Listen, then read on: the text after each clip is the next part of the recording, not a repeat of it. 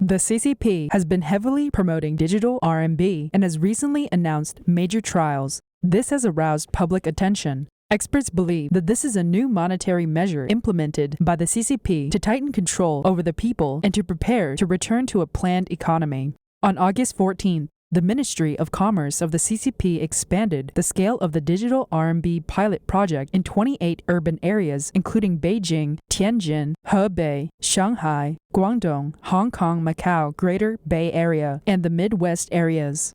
The announcement mentioned that the digital RMB pilot project will first be promoted in Shenzhen, Chengdu, Suzhou, Xi'an new area of Hebei, and related departments of the Winter Olympics venues.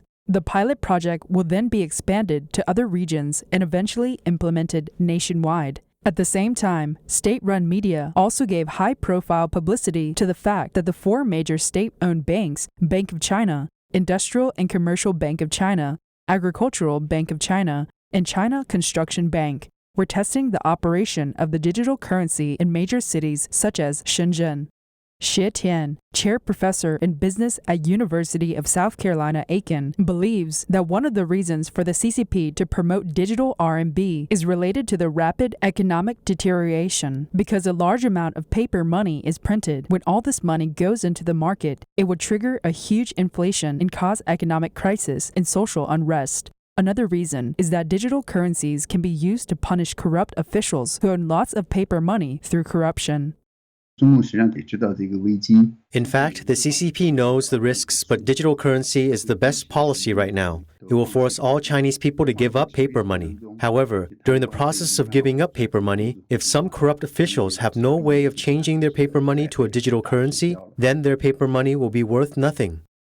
Another reason for the CCP to implement digital currency is to further control the people. Xie Tian indicated that the CCP has already been controlling people's life and consumption through GPS, surveillance cameras, WeChat, and TikTok. Now, people's salaries will be transferred directly to their mobile phones as a digital currency linked to their real names.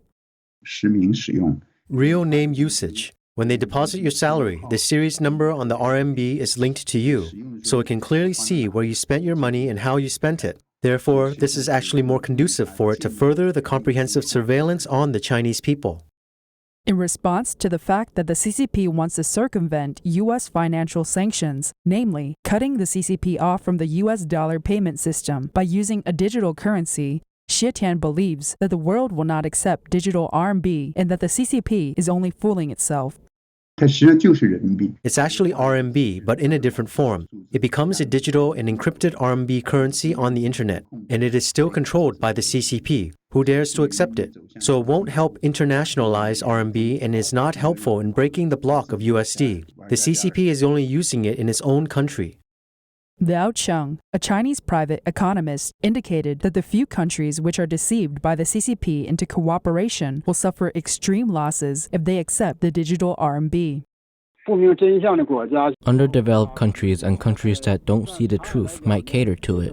But in the long run, the system will collapse sooner or later because the system itself deceives and violates social development trends. When it collapses, the countries that cooperate with them will suffer great losses.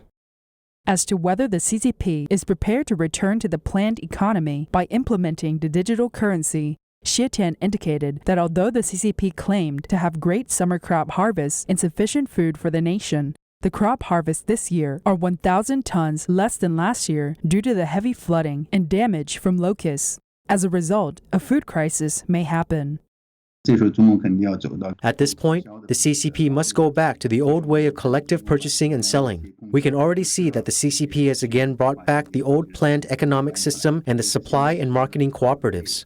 It is actually preparing to go back to the planned economy. When it controls the flow of the food and of the money, it can fully control China and the Chinese people.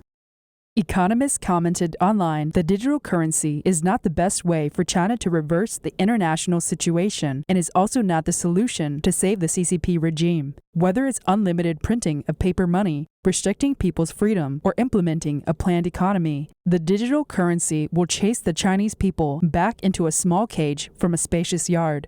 This is a path that leads people to slavery from freedom and wealth.